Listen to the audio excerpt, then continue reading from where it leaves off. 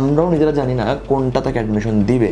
Varsity যদি মনে করে ইফ ইউর সিলেক্টেড দেন আপনি সিলেক্ট করবেন, ইফ যদি মনে করেন না আপনাকে কখনো সিলেক্ট করবে না। তার মানে যদি আপনি নিজে অ্যাপ্লাই করেন তাহলে অবশ্যই আপনি মাল্টিপল অ্যাপ্লাই করতে হবে। এই ক্ষেত্রে অনেক শিক্ষার্থী যারা নিজে নিজে অ্যাপ্লাই করে তারা দুইটা একটা অ্যাপ্লাই করে বসে থাকে। যদি ভালো কিছু করতে চান তাহলে একটা মেন্টরশিপ আন্ডারে আসেন। যখন অ্যাপ্লাই করবেন তখন আপনাকে ভার্সিটি ক্যাটাগরি ভাগ করতে হবে।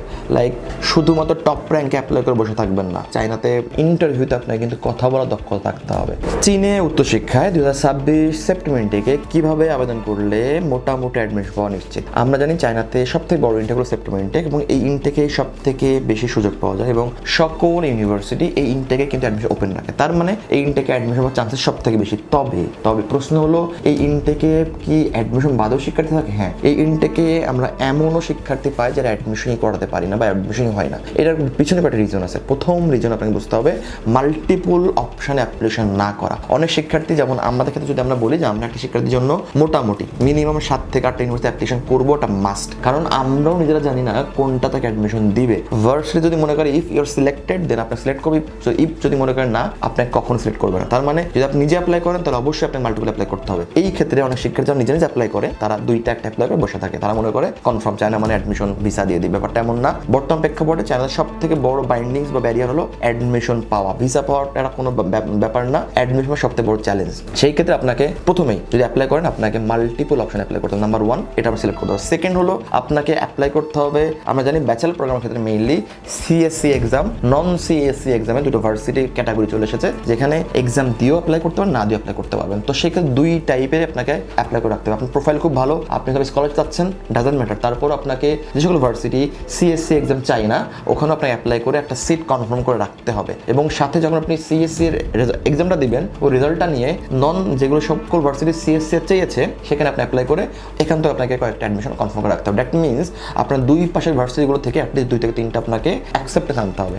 যখন আপনি 2 থেকে 3টা অ্যাকসেপ্টেন্স পাবেন then you can easily compare which one is best. সেটা ইউনিভার্সিটি র্যাঙ্কিং দেখে চিন্তা করতে পারেন, সিটি দেখে চিন্তা করতে পারেন, স্কলারশিপ অ্যামাউন্ট দেখে চিন্তা করতে পারেন, বা সাবজেক্ট দেখে চিন্তা করতে পারেন, সেটা আপনার ব্যাপার। তো অনেক ক্ষেত্রে এমন হবে এই বছর যে সিএসসি এক্সাম দেওয়ার পরও রেজাল্ট ভালো পাওয়ার পরও আপনি সিট পাচ্ছেন না বিকজ আপনি লেট করেছেন।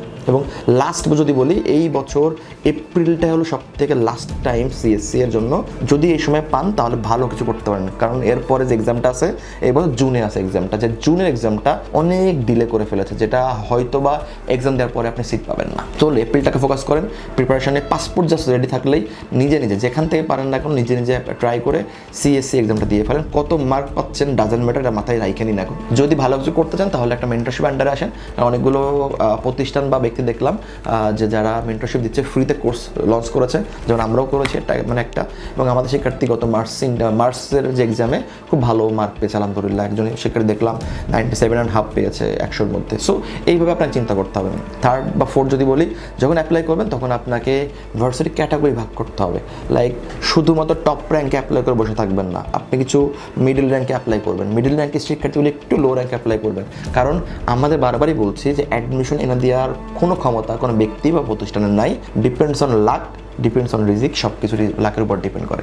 সো আপনি যদি মাল্টিপল যদি এই ক্যাটাগরিতে অ্যাপ্লিকেশন করেন ভার্সিটিগুলোতে, তাহলে আপনি দেখা গেছে কি আপনার প্রোফাইলটা 2-3টা ভার্সিটিতে অ্যাকসেপ্টেড হবে। অ্যাকসেপ্ট হওয়া মানেই আপনি অ্যাডমিশন পাবেন। এইটা 4th যদি বলি যে চায়নাতে লাস্ট যদি বলি যে অ্যাডমিশন বা নিশ্চিতের ক্ষেত্রে যেটা কাজ করবে সেটা হলো আইএলটিএস বা ডুওলিঙ্গো হলে খুব ভালো, না থাকলে আপনাকে ইংলিশে দক্ষতা থাকতে হবে। ভার্সিটিগুলো ইন্টারভিউ নেবে এবং ওই ইন্টারভিউতে আপনাকে কিন্তু কথা বলার দক্ষতা থাকতে হবে। যদি কথা বলতে না পারেন বিপদে পড়বেন, কথা বলতে পারলে আলহামদুলিল্লাহ কোনো টেনশন থাকবে না, ভালো কিছু নিয়ে আপনি সামনে আগাতে পারবেন। তো যদি এইভাবে চিন্তা করেন চায়না উচ্চশিক্ষার ক্ষেত্রে আশা করি সেপ্টেম্বর ইনটেক আপনার মিস হবে না। বাট যদি এর ব্যতিক্রম চিন্তা করে ফেলেন, যদি গা এলায় দেন, যদি একটু অলসভাবে চিন্তা করেন, যদি ভাবেন ওভার কনফিডেন্স, তাহলে দেখা যাচ্ছে দিন শেষে আপনার অ্যাপ্লাই করছে অনেক কিছু, কিন্তু আলটিমেটলি অ্যাডমিশন আসতেছে না। অ্যাডমিশন আসতেছে, ভার্সিটি পছন্দ হচ্ছে না, দিন শেষে আপনার যাওয়াটাই হচ্ছে না। সো সব কিছু বুঝে শুনে অ্যাপ্লাই করবেন। সেপ্টেম্বর ইনটেক লাস্ট সুযোগ এই বছরের জন্য, এবং বেটার সব কিছু এপ্রিলের মধ্যে প্রসেসিং শেষ করে ফেলা। এবং যত আর্লি আপনি কোনো ব্যক্তি বা প্রতিষ্ঠানের কাজ দিবেন সে তত আর্লি কাজটা আগাতে পারবে, কারণ তাদের আরও কিন্তু ফাইল থাকে। আমাদের যেমন অনেক ফাইল হচ্ছে আলহামদুলিল্লাহ। সো আমাদের সবার কিন্তু সবারকে নিয়ে চিন্তা করতে হচ্ছে, আগে দিলে আপনার নাম্বারটা আগে থাকবে, আমরা আগে অ্যাপ্লাই করতে পারবো। তো এইভাবে চিন্তা করলে আশা করি সেক্ষেত্রে আপনাকে কোনো বিড়ম্বনা পোহাতে হবে না এবং ভালো কিছু আপনার জন্য চায়না বই আনবে। চায়না সেখানে যদি আপনার আগ্রহ থাকে, জানার থাকে, চায়নার অফিসে আসতে পারেন, ডিটেলস কথা বলতে পারেন। আর WWC টিম আমরা 7 বছর সময় চায়না ইউনিভার্সিটি স্কলারশিপে কাজ করে আসছি। আশা করি আপনার উচ্চশিক্ষা জানেন WWC সাথে শুভ হবে। ভালো থাকবেন, আসসালামু আলাইকুম।